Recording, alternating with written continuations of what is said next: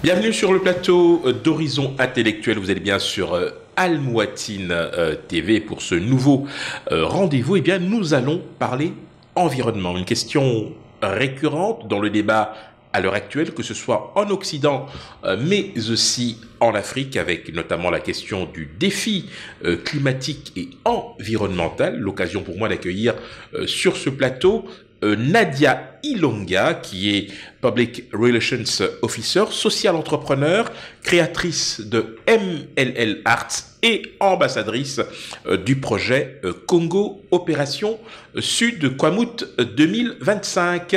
Nadia Ilonga, bonjour. Bonjour Henri.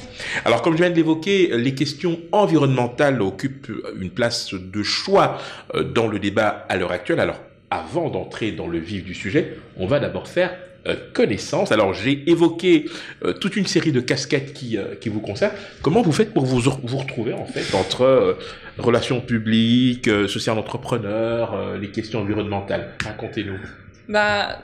Je suis chargée de relations publiques de formation. J'ai un diplôme en relations publiques. D'accord. Et MLL Art, en fait, c'est MLL Group. Et en dessous de MLL Group, il y a d'autres branches, notamment ML Art qui est plus ressorti aujourd'hui que d'autres. Et maintenant, ça fait un moment que je suis ambassadrice de COG25, Opération Sud Kwamut. Alors, COG25, Opération Sud Kwamut 2025, cela signifie qu'un objectif a été fixé. C'est pour cette année-là que 2025. tous les objectifs puissent être atteints. Alors, en quelques mots, si vous deviez nous décrire ce projet, de quoi s'agit-il? COG25, c'est un projet mondial et mobilisateur engagé dans la lutte contre le changement climatique.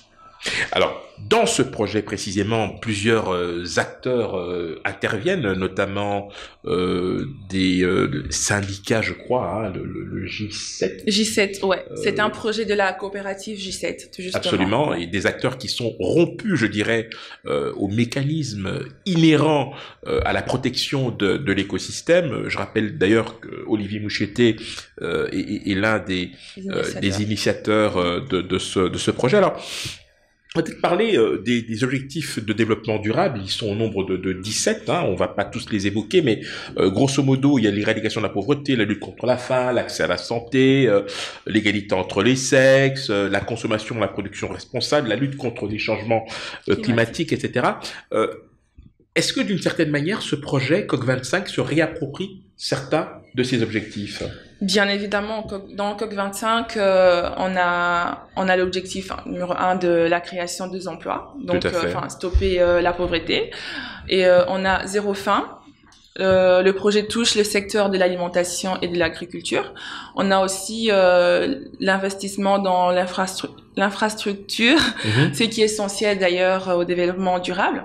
Il y a aussi la lutte contre le réchauffement climatique, qui a des aspects, donc empêcher les paysans de s'attaquer à la forêt, donc de façon à ce que les donner de l'emploi qu'ils aillent planter des arbres plutôt qu'en couper, et pendant qu'ils sont occupés à planter des arbres, la forêt elle est protégée, donc il n'y a pas de déforestation.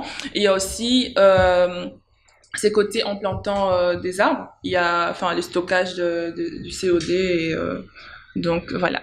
Alors, les 17 objectifs de développement durable et leurs 169 cibles, qui sont en réalité des sous-objectifs, constituent en fait la clé de voûte de ce que l'on appelle communément l'agenda 2030, un ensemble d'objectifs qu'il faudra atteindre à cette date-là. Il faut savoir que ces fameux objectifs ont été institués par l'ONU en septembre 2015 à la suite des objectifs du millénaire, hein, qui, eux, pour le coup, n'ont pas tous été atteints par les pays en voie de développement, et pour cause, ils n'ont pas tous évolué, je dirais, au même rythme. Pour les objectifs de développement durable, il est important de rappeler qu'ils tiennent compte équitablement de la dimension économique, sociale, environnementale, mais également de développement durable. Mais la grande différence, c'est qu'elles intègrent pour la première fois l'éradication de la pauvreté. Alors, vous l'avez évoqué, c'est un projet extrêmement ambitieux, et on va précisément se faire une petite idée du site sur lequel sera mis en œuvre ce projet. petit détour par le projet Ibi Village.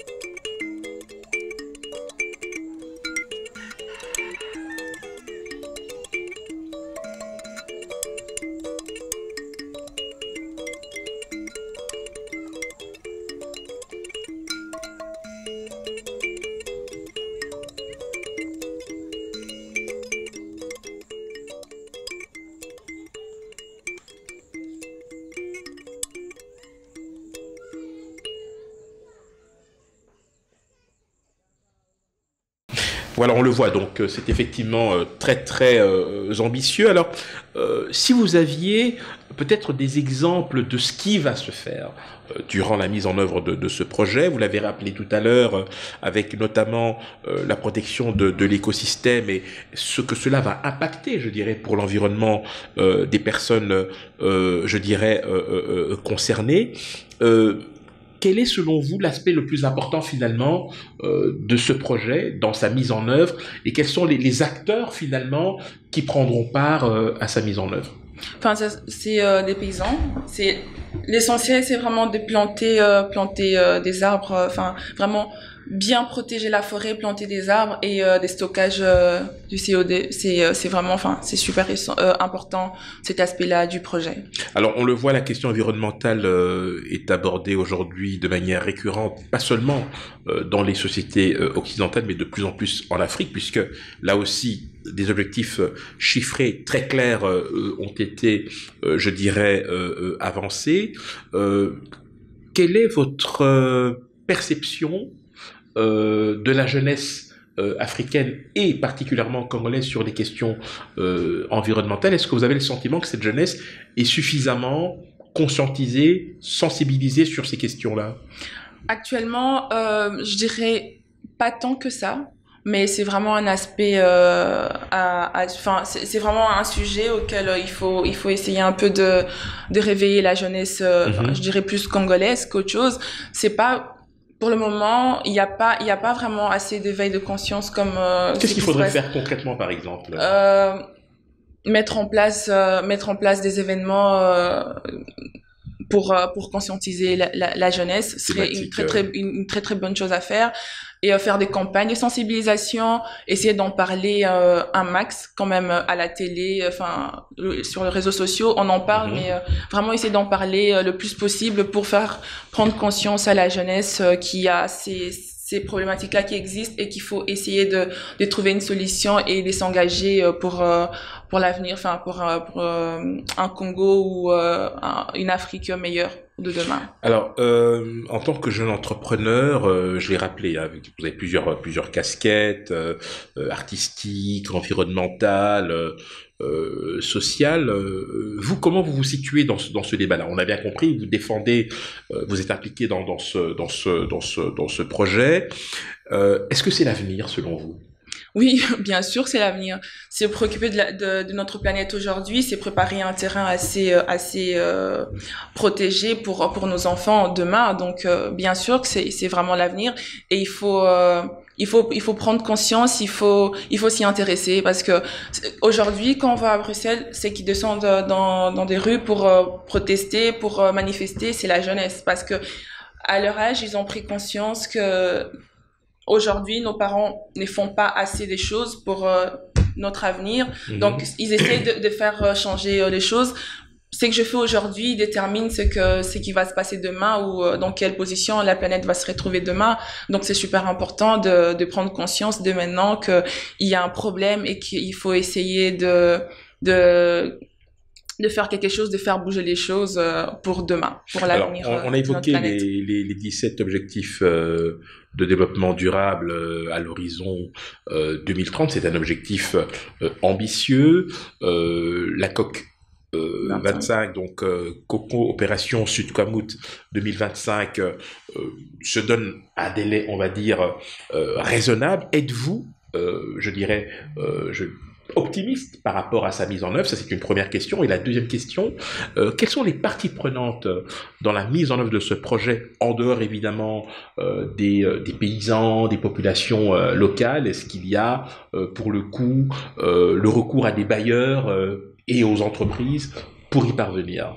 Bien évidemment, COP25 a besoin de gens qui vont investir physiquement, mais aussi, financièrement pour faire avancer les projets, parce que sans ça on sait pas avancer. Donc on a vraiment besoin, parce que c'est un projet porteur qui a vraiment l'avenir certain. C'est un projet global selon vous qui peut être transposé dans d'autres contrées de la RDC par exemple? Oui, bien sûr. Une fois que au Congo tout sera bien parfait, pourquoi pas l'importer ailleurs? Pourquoi pas? Donc voilà, on a besoin de gens qui vont mettre, comme on dit, la main dans la pâte pour faire avancer les choses, pour s'assurer d'un avenir meilleur.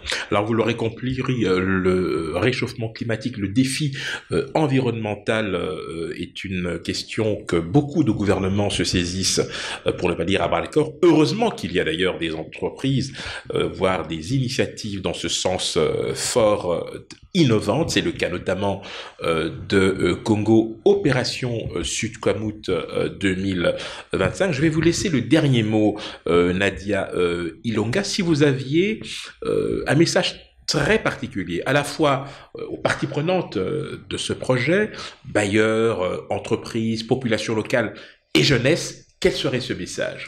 Le message serait simple, que on a besoin et de la jeunesse pour conscientiser d'autres jeunes comme moi aujourd'hui. Je suis l'image de la jeunesse dans COP25 et il en faut plus. Je suis pas la seule et il en faut plus. Donc on a besoin vraiment que la jeunesse congolaise prenne conscience de ces problématiques du climat qui persistent en ce moment.